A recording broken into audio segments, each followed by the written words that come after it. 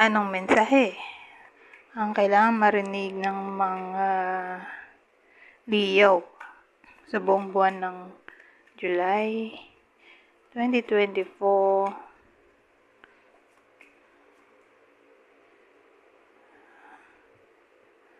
Ano to? Bakit naging malungkot o nag-regret?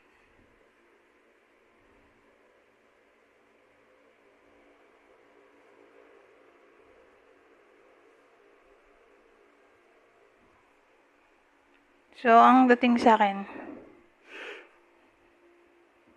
nangyayari na siguro to.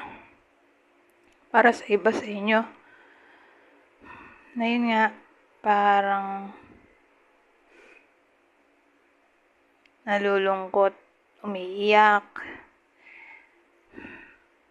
Siguro, sa topic ng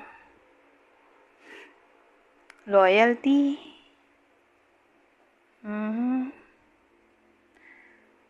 o sa topic ng stability, wealth, so case-to-case basis. Kung anong tunay na cause ng sadness dito. Kasi pwede rin namang guilty. Guilty na may someone siyang nasaktan. Sabihin natin kapamilya niya.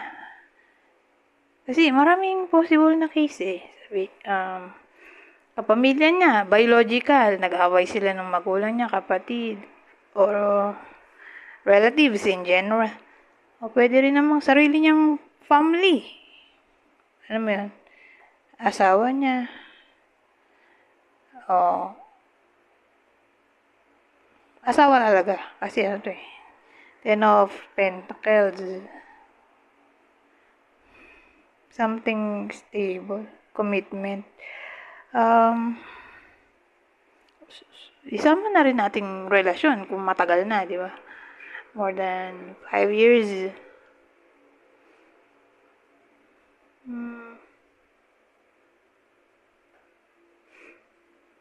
So, ano pa bang mabubuo dito?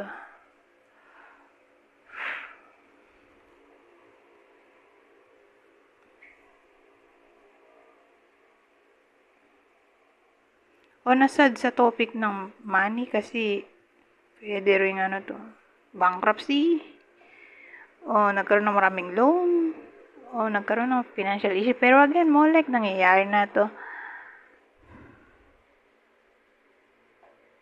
Kasi kung nangyayari na to, ganun pa rin. Ganun pa rin siya sa buong buwan ng July. Kung nangyayari na ng June. Pero tingnan natin, ano pang dagdag info dito. Itong 3. Ay, 4.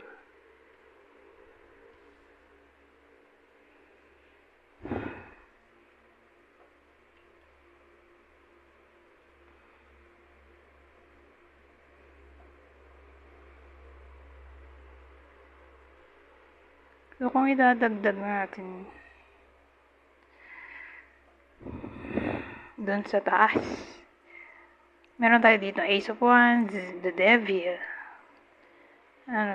Knight of Cups, Two of Cups.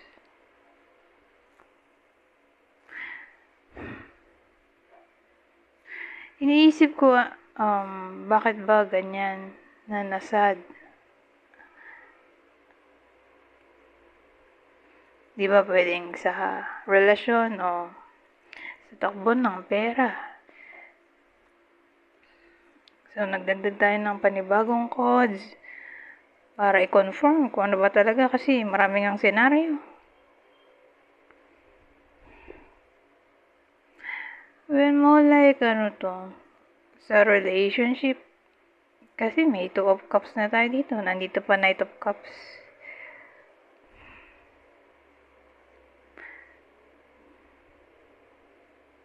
May cheating sigurong nangyari. Dahil may ace of wands tayo. Para bang may sinimulan na spark o action. Tapos may the devil, something toxic. So, Knight of Cups ay pwedeng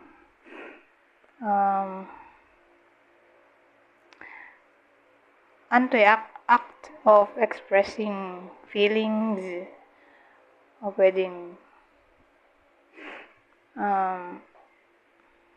confession of feelings.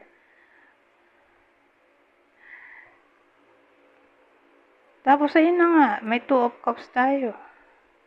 May kinalaman sa intimacy, connection. So, nabuo na yung kwento dito. Pero, may duality pa rin. Kasi nga, may ano tayo dito. Five of Cups, pwedeng guilt or regret.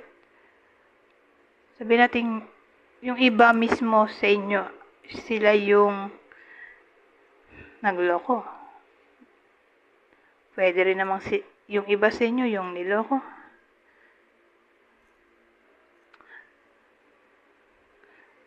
So, tagdangan nga natin. Kung kayo yung nagloko, anong future ng connection na to?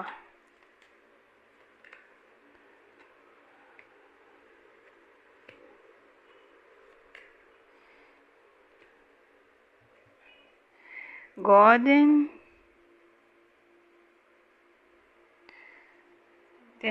Paano ko to pagkakasyain mamaya? Kasi may susunod pa akong tanong. Kung kayo mismo yung nagloko, anong naghihintay na future?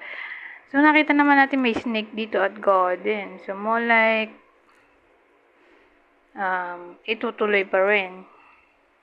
Tulad nung sabi ko kanina dito, di ba? Na tuloy-tuloy pa rin yung problema. Kung nangyayari na ng May, ganun pa rin hanggang kung nangyayari na ng June, ganun pa rin hanggang July. Present pa rin yung cheating. Teamwork. OMG.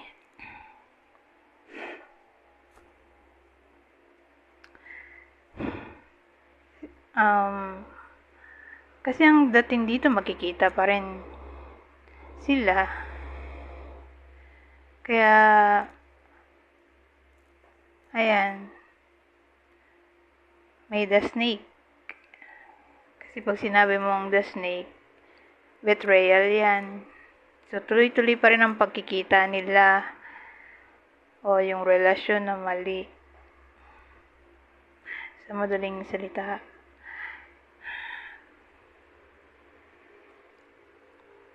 Ngayon, anong susunod nating tanong dito?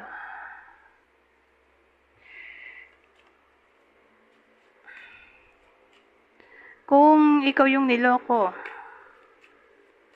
anong naghihintay na future?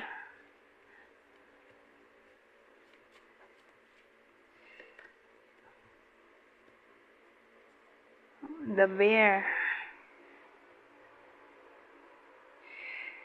The bear, the grave.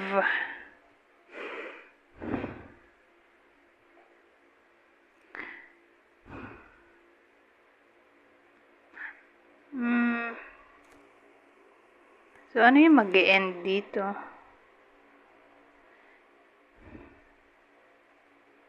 Inisip ko kung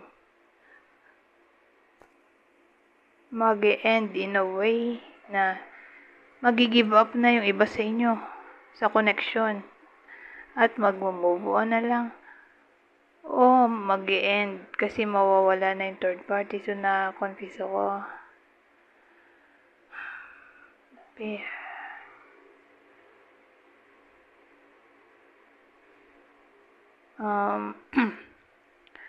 More like, magi-give up. Magi-give up yung nasasaktan sa connection, yung niloko. Ipapaubaya na lang nila yung partner o partner nila dun sa ibinalit sa kanila. Di na sila maghahabol. At mag-move on na lang. Kasi may the coffin tayo dito. Pwede rin kasi yan.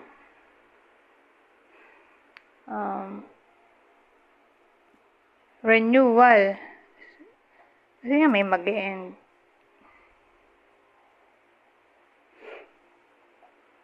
Ay, oo nga, coffin. Ang grave. Kasi meron ding the site pero coffin to.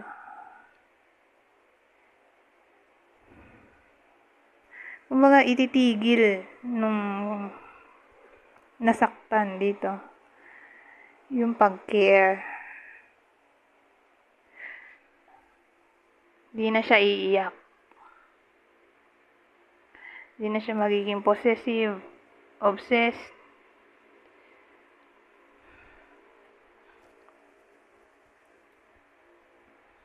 Ganun dati. Anyways, kuha tayo ng ibang detalye dito. Memory. Robbery. Ano yan? Well, ang dating kasi dito, ala-ala, di ba? Memory. Robbery.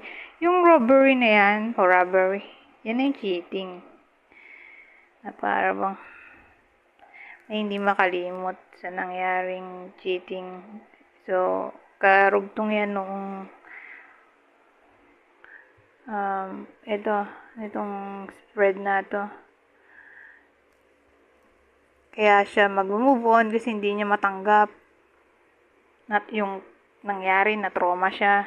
Lagi niya naalala yung panduloko.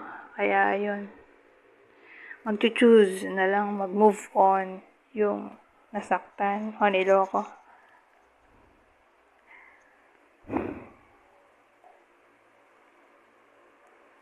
Anyways, may dadagdag pa ba ako? Sino yung ano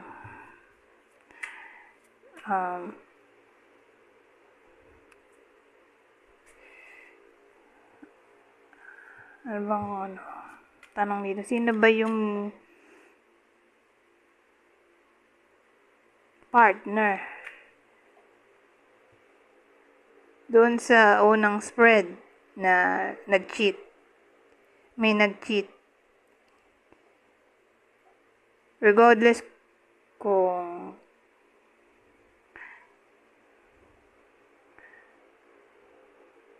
kayo yung niloko o hindi. Pero dun sa unang spread,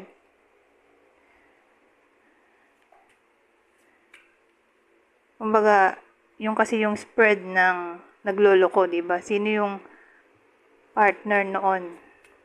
Kasi may, unang spread, yung Leo na nagloloko. Sino yung partner niya? Natatama ng reading na to. Cancer. Okay, Cancer na tao. Ngayon, yung niloloko na Leo, sino naman yung partner niya? Natatamaan ng reading na yung Leo na niloko siya yung mag-move on. Sino yung partner niya? Isa sa kapwa niya fire sign, Aries, Leo, Sagittarius. Anyways, hanggang dito na lang. Goodbye. Bona.